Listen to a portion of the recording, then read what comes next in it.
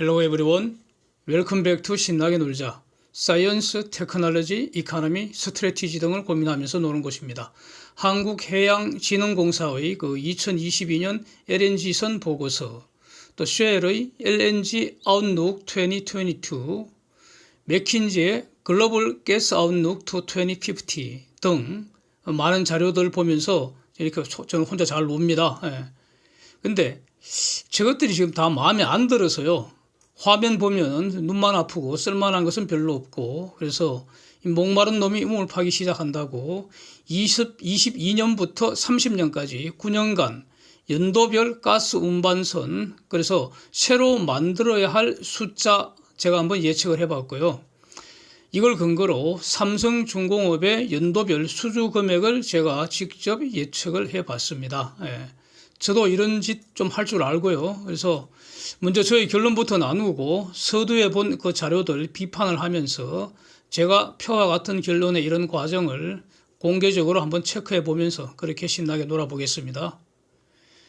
결론은 22년에 삼성중공업이 LNG 운반선만으로 대략 한 10조 원 정도 수주할 것 같고, 2030년까지 누적적으로 124조 원 이상 수주할 것 같다, 이런 내용입니다. 작년에 총 수주 금액은 표 보시는 것처럼 14조 원 살짝 넘었고요. 20년, 21년, 22년 현재까지 수주 공시 내용을 제가 정리한 표 한번 보시기 바랍니다. 표에서 추정한 표에서 이 팩트는 21년 글로벌 LNG 운송량이 3.81억 톤이었다는 사실, 선박 가격이 2억 3,110만 불이라는 거죠. 딱 두 개뿐입니다. 선박 가격은 6월 3일 현대사모가 두 척을 취소하고 바로 두 척 새로 계약했다고 공시한 가격이 2억 3,110만 불이었고요. 이게 현존 사상 최고치입니다. 그전 최고치는 5월 18일자 삼성 수주 가격 2억 3,068만 불이었습니다. 선박 가격이 여전히 오르고 있는데 뒤에서 다시 한번 봅니다. 2001년 LNGC 가스 운반선 그 척수라는 거, 저 숫자는 운송량 3.8억 톤을 실어 나르는 데 필요한 17.4만 큐빅미터급 표준 사이즈로 제가 환산한 값입니다. 이론 값입니다. 저거는 왜 이런 짓을 했느냐? 현실의 선박 척수는 크고 작은 것이 막 섞여 있어서 그걸로 뭘 추론을 한다는 것은 그거는 모순입니다. 그래서 제가 이렇게 이론상 선박 척수를 환산을 했는데 제가 사용하는 방법이 더 합리적이라고 저는 이렇게 말씀드리겠습니다. 표 빨간색, 이게 총 수요, 이 의미는 22년에 추가로 marginally 필요한 LNG 운반선이 145척이라는 겁니다. 30년까지 총 1,101척을 더 만들어야 한다는 겁니다.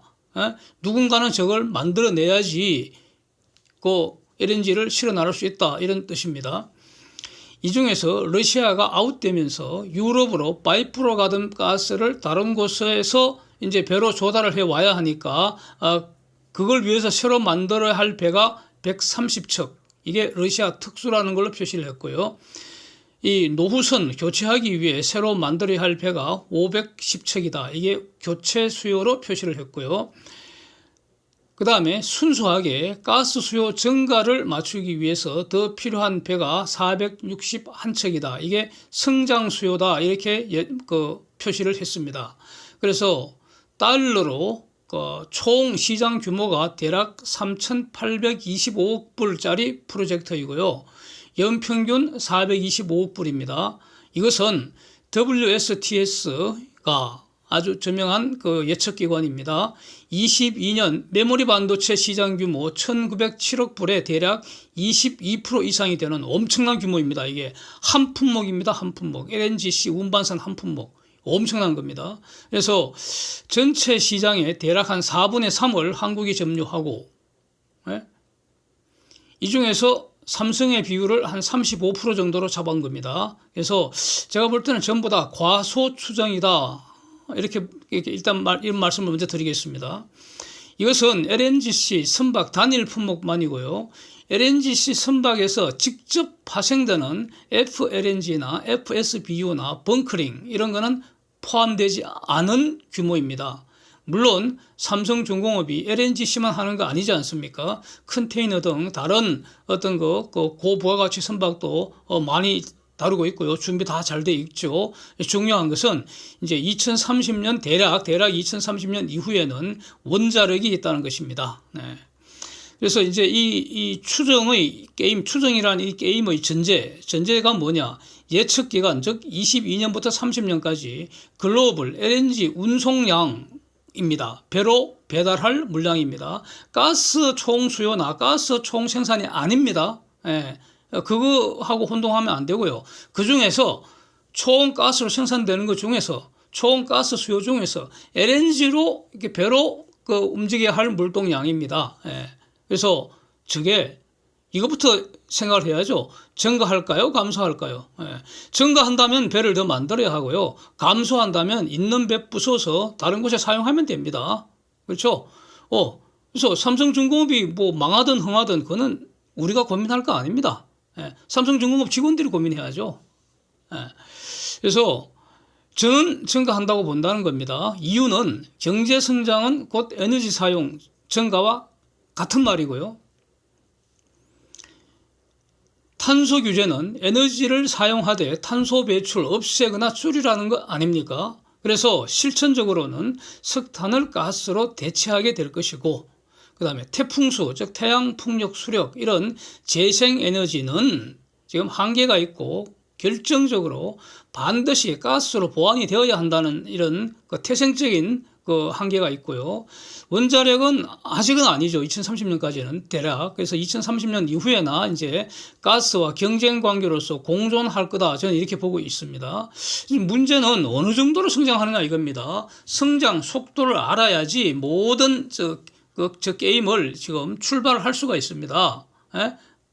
그래서 이제 뭐 한국해양진흥공사 그다음에 쉘 뭐 맥킨지 이런 자료를 훑어봐도 쓸만한 게 정말 하나도 없었습니다. 예.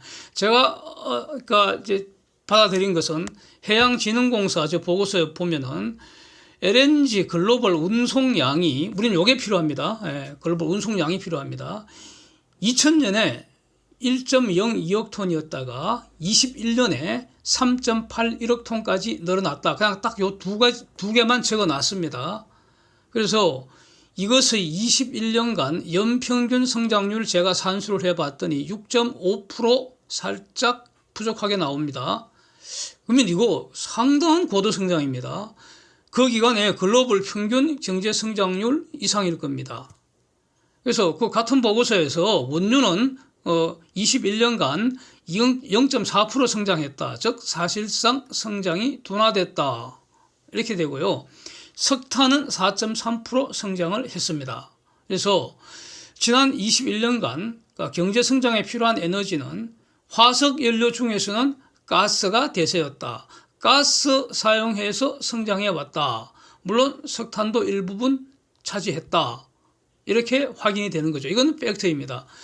그래서 문제는 이제 앞으로는 가스 사용은 더 가속되지 않겠습니까? 웬고하니 바로 이제 직전 얼마 전에 두 개 영상으로 이제 봤는데 석탄 발전소 이제 셧다운 된다는 내용하고 중공이 지금 탄소 깡패 짓을 하고 있다. 저 회출을 좀 때려줘야 한다. 뭐 이런 영상 두 개 있었지 않습니까? 거기서 봤던 것처럼 기후위기 대응 전략으로서 석탄을 가장 먼저 퇴출한다는 겁니다. 그 액션에 지금 들어갔다는 겁니다. 그래서 먼저 석탄 발전소 이제 폐쇄 된다는 거 아닙니까? 그러면 석탄으로 어떤 에너지를 결국 뭘로 충당하겠습니까? 일부는 재생에너지, 일부는 원자력 뭐 이렇게 하겠지만 결국 가스로 대체를 해야 되지 않겠습니까? 그래서 가스 수요는 지금보다 더 빠른 속도로 증가할 수밖에 없을 것이다.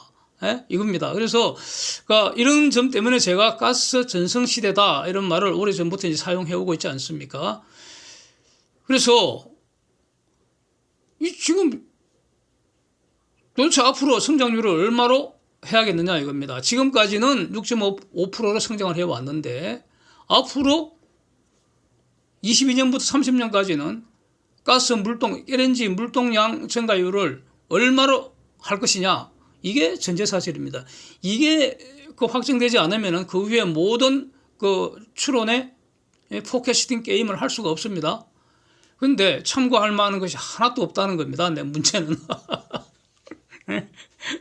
안 되면 되게 하라. 아주 유명한 코리안 스피릿입니다. 안 되면 되게 하라. 박정희 대통령님 명언입니다. 그래서 안 되면 되게 했습니다. 가령 맥킨지 주장을 한번 보면 말이죠.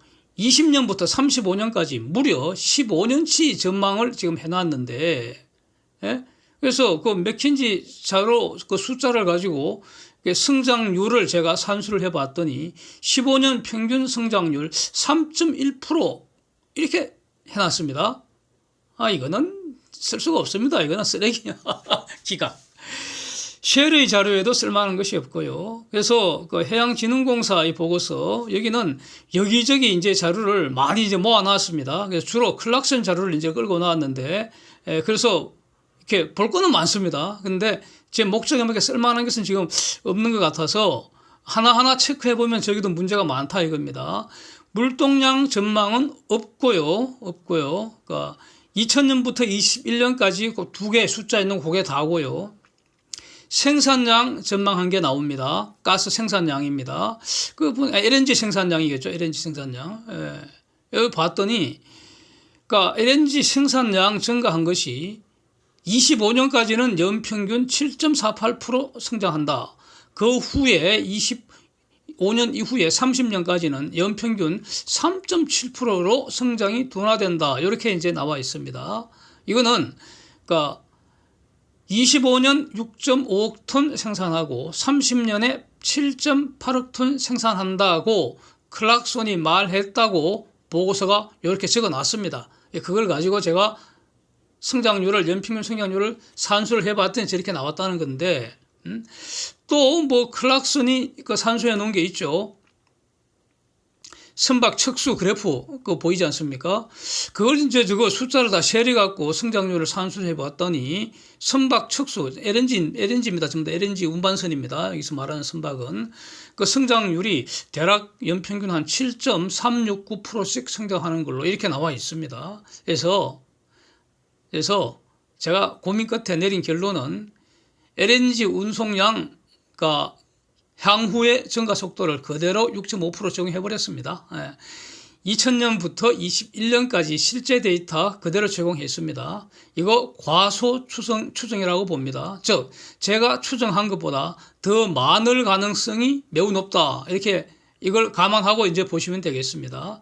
노후선 교체 수요를 보면은 이전에 요거 관련해서 영상을 제가 여러 번 다루었는데 가장 잘 된 것이 로이드 성급 분석 기초로 이제 제가 추가로 분석한 그 내용입니다. 간단히 보면은 현존하는 가스 운반선 대략 620여 척이 있는데 여기에는 이제 뭐 크고 작고 온갖 것이 다 뒤섞여 있다는 거죠. 이것의 3분의 2가 가령 뭐 스팀 터빈을 사용한다거나 제액화 시스템도 없다거나 제기화율이 너무 높아서 심하면은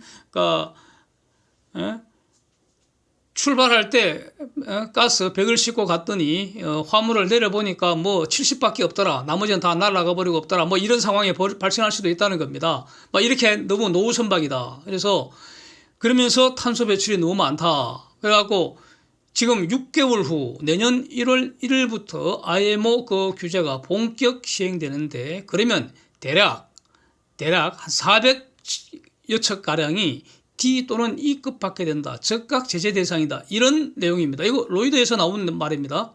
제가 하는 말이 아니고.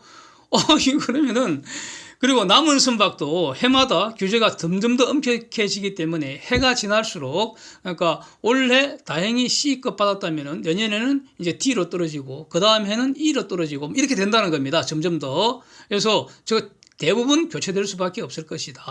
그래서 표처럼 균등하게 교체되는 걸로 이제 산수를 했고요. 러시아 특수 같은 경우에는 작년에 러시아가 유럽으로 보낸 가스가 전부 155빌리언 큐빅미터인데 이 중에 파이프로 보낸 것이 140빌리언 큐빅미터입니다. 이게 일단 그 대체 대상이 아니겠습니까? 근데 140 중에서 과연 어느 정도 아웃시킬 것인가 이겁니다. 예? 이건 결국 이 의제의 문제, 그 다음에 또 이 수입 터미널과 LNG 그 인프라가 갖춰지는가의 문제, 이런 거 이제 결정이 될 텐데 핵심은 운반선입니다. 가스 운반선. 예. 그래서 대략 그 140 BCM 중에서 대략 한 4분의 3이 대체되는 것으로, 그렇게 할 때 대략 그 선박 척수로 한 130척이 나옵니다. 이것은 제가 산수를 한 것입니다. 예. 이거 산수하기 위해서도 이렇게 그 모델 만드느라고 고생 많이 했습니다. 네, 적지 않게 했습니다. 그래서 대략 뭐 4분의 3이 대체된다 하는 이거는 주먹구구입니다. 네, 주먹구구. 주먹구구가 언제나 나쁜 거 아닙니다. 실천적으로 괜찮은 방법입니다. 현실적인 방법입니다. 그래서 주먹구구보다 더 좋은 방법이 있다면 그 방법 사용해서 산수를 새로 하면 됩니다. 다 프로그램 되어 있어서요. 숫자만 탁 바꾸면 아웃풋 딱 달라집니다. 예. 그래서 항상 우리가 예측을 할 때는 the more data, the better forecasting, 이런 어떤 그 방식을 쓰는 이런 입장에서 하게 되는 것이죠. 그리고 예측은 원래 틀리려고 하는 겁니다. 다 틀립니다. 네. 예. 대략 감을 더듬어 보는 것이죠. 예. 결론을. 예. 그래서 선박 가격은 어떤 것인가? 저는 앞으로 오른다고 봅니다. 예. 명고하니 적어도 2, 3년간은요, 도크 쇼티지 상태 계속되기 때문에, 그 말은 압도적 수요 우위를 반영해서 선박 가격은 오를 수밖에 없고요. 그 이후에도 기술 혁신이 계속되었어요. 점점 더 고성능의 배가 만들어진다는 겁니다. 탄소 포집, 열전 발전, 재액화 기술, 무인 자율 운항 기술, 뭐 수많은 그 기술 혁신이 계속 이어지기 때문에, 배는 점점 더 좋아지기 때문에, 그래서 가격은 오를 수밖에 없습니다, 이거. 그래서 제가 예측한 이 모델에서는 작년 그 7월 가격이 한 척당 1억 9,389만 달러였는데, 이게 금년 6월에 그 2억 3,110만 불로 대략 한 달러 베이스로 대략 한 20% 이제 올랐습니다. 그래서 내년 1년 후에 대략 한 19% 올라갈 거고, 그 다음 해에도 한 16%, 그 다음 해는 한 14% 이렇게 상승한 다음에 그 이후에는 너무 상승 속도가 너무 가파르니까 겁이 나서 소극적으로 상승률을 한 5%, 그 다음에는 3% 이렇게 낮추었습니다. 이것도 물론 뭐 주먹구구식이고요. 제가 보기에는 전부 다 이 결과는 과소추정 아닌가. 그 한편 그래도 없는 것보다는 쓸만하다고 생각을 합니다. 추정이기 때문에 당연히 이제 그 오차가 있을 수밖에 없고요. 앞으로 더 좋은 방법을 좀 알려주시면 그걸 반영해서 계속 한번 업데이트해 나가겠습니다. 그리고 업데이트가 되면 이제 공유하도록 하겠습니다. 나름대로는 이제 고생해서 만들었는데 혹시라도 인용하실 기회가 있으시면은 이 출처만 밝혀주시면 감사하겠습니다. 쉘 자료 이렇게 제가 꼼꼼히 보는 편인데 항상 매우 재밌는 거 2개 한번 보겠습니다. 우측 사진 보면은 탈탄소 시대의 가스의 역할이라는 그 제목이 있는데 거기에 가스 플러스 CCUS 그거 보이십니까? 정말 제가 주구장창하는 말 아닙니까? 탄소 포집기가 장착된 가스 이런 뜻입니다. 저는 그 쉘한테 배운 거 없고 힌트 얻은 것도 없습니다. 그래서 아마도 쉘이 이 신나게 놀자에서 놀면서 배운 거 아닐까 이렇게 생각했습니다. 네. 또 다른 사진 한번 보시면 Gas is there when the sun doesn't shine, wind doesn't blow, rain doesn't fall 이라는 말 보이시죠? 이것도 제가 늘 강조하던 그런 내용 아닙니까? 해가 반짝반짝하지 않고 바람이 잠잠하고 비도 안 오면 그러면 기댈 곳은 가스뿐이라는 겁니다. 재생에너지는 반드시 가스 발전으로 보완이 되어야 합니다. 그래서 이와 관련해서 또 그 재미있는 게 그 쉘 자료가 같이 올라와 있는데 작년에 브라질의 그 가스 수입이 3배나 폭증했다는데 가뭄 때문에 수력 발전량이 급감을 해갖고 결국 가스 발전으로 땜질을 했다는 겁니다. 궁극의 마지막 순간에 기댈 곳은 가스 발전뿐이라는 겁니다. 예. 그래서 이제 그 댓글 통해서 저도 그 많이 배우고 그러고 또 생각도 다시 하고 뭐 그러는데요. 그 얼마 전에 아마도 석탄 발전 문 닫는다는 그 영상에서 그 공유제하고 공공재는 다른 겁니다. 예, 저도 잘 알고 있습니다. 근데 그때 제가 잠시 혼용을 해서 공공재 관련 부분 제가 실언을 했습니다. 요거 지적해 주신, 그 댓글로 지적해 주신 분께 감사를 드리겠습니다. 예. 그리고 또 여러 가지 응원 감사드리고요. 제가 생각과 약간 다른 부분이 있는데요. KC2 이거 카타르에 장착을 하고 할인하는 방안 뭐 이런 거 여러 번 봤습니다. 제가 댓글로. 그런데 이건 아니지 않을까 싶습니다. 저는 KC2 성능은 분명히 GTT보다 더 좋을 거라고 이렇게 기대를 합니다. 저는. 예. 예? 더 좋을 거라고 기대합니다. 그런데 아직은 실선에서 검증되지 않았기 때문에 이걸 국제거래에 바로 적용하기는 너무 무리이지 않을까. 국내 발주에 먼저 적용해서 적어도 한 2, 3년 이 최장거리 국제항로에서 검증한 후에 국제거래 사용하는 게 그게 더 현명하지 않을까. 저는 이렇게 소심한 생각입니다. 예? 만에 하나 꼬투리 잡혀서 이 국제 소송전이 걸리면은 뭐 법돌이하고 법소리들이나 신이 나지. 삼성중공업은 너무 골치 아프잖아요. 예. 그래서 저거 지금 개발하는데 거의 15년가량 걸리지 않았습니까? 그러니까 본격적인 국제거래에 사용하는 거는 대략 한 5년 후 정도, 한 2년 걸려서 국내에서 만들고 나머지 한 2, 3년 테스트하고 대략 한 5년 후에나 본격적으로 팔릴 수 있지 않을까. 뭐 저는 이렇게 지금 개인적으로는 정리를 하고 있습니다. 또 재미있는 게 삼성중공업 주가 과연 과거 고점 5만 원 돌파할 수 있을 것인가? 저도 엄청 궁금합니다. 예, 알고 싶습니다. 저도 알 수가 없죠. 모릅니다. 예. 그런데 그 당시 2017년인가 그때 그 고점이 4만 몇천 원이었잖아요. 근데 그 가격이 15년 전 가격 아닙니까? 당시 한국은 그냥 개도국 시절이었습니다. 지금은 사실상 저 G7을 제끼려는 그런 상황이라고, 완전히 한국은 잘 나가는 선진국 아니겠습니까? 세상이 지금 얼마나 변했는데, 그래서 5만 원도 지금 싸도 너무 싼 거 아닌가. 하여튼 저는 그런 생각을 가지고 있습니다. 예. Thanks for watching. See you next.